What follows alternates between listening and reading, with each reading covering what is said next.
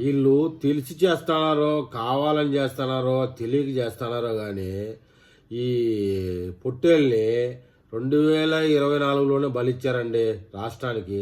అందువల్లనే 11 సీట్లు వచ్చాయి. ప్రతి పుట్టినరోజుకి జగన్మోహన్ రెడ్డి అని ఒక పొట్టేల మీద రాసి బలియడం.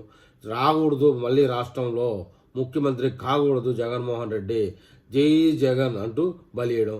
ఏ వ్యవహారాలండి అసలు! ఈ పార్టీలో అంతా సైకోలు, శాడిస్టులు, గంజాయి బ్యాచు, రౌడీ మొక్కలు, కత్తులతో తిరగడం, రక్తాభిషేకాలు చేయడం. ఇలా చేయడం వల్లనే హైదరాబాద్లో పంజాగుట్ట సర్కిల్లోను, కూకట్పల్లిలోను పోలీసులు తరిమి తరిమి తరిమి కొట్టారు ఇలాంటి కార్యకర్తల్ని. ఆంధ్రప్రదేశ్లో ఒక ఏరియాలో ప్లేస్ గుర్తులేదు, గర్భవతిని కాలుతో తంతే ఒక సైకోగాడు. ఆమె అబార్షన్ జరిగి కేసు అయ్యి వాడిని వీధులమ్మడి నడిపించుకుంటూ తీసుకోబోయిన సందర్భం మనం చూసాం.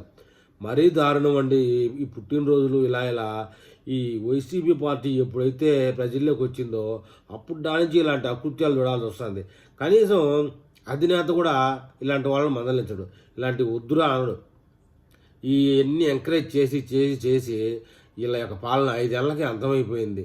ఇక 2029లో రాదు, 39లో రాదు, 49లో కూడా రాదని ప్రజలకు అర్థమైపోతూ ఉన్నప్పటికీ ఈ సైకో బ్యాచ్ గాళ్ళు ఉంటారు కదా, గత 5 సంవత్సరాల్లో విచ్చలవిడిగా తిరిగి అలవాటు అయిన వాళ్ళు, విచ్చలవిడిగా గంజాయి సేవించిన వాళ్ళు, విచ్చలవిడిగా బిహేవ్ చేసిన వాళ్ళు మాత్రం వదులుకోలేక ఇదే వ్యవహారాన్ని తీసుకుపోతున్నారు. ఇదే వ్యవహారంలో తీసుకుపోతే చంద్రబాబు నాయుడు గారు ఇంకొంచెం కఠినంగా వ్యవహరించి వీళ్ళని అదుపు చేసే అవకాశం ఉంది.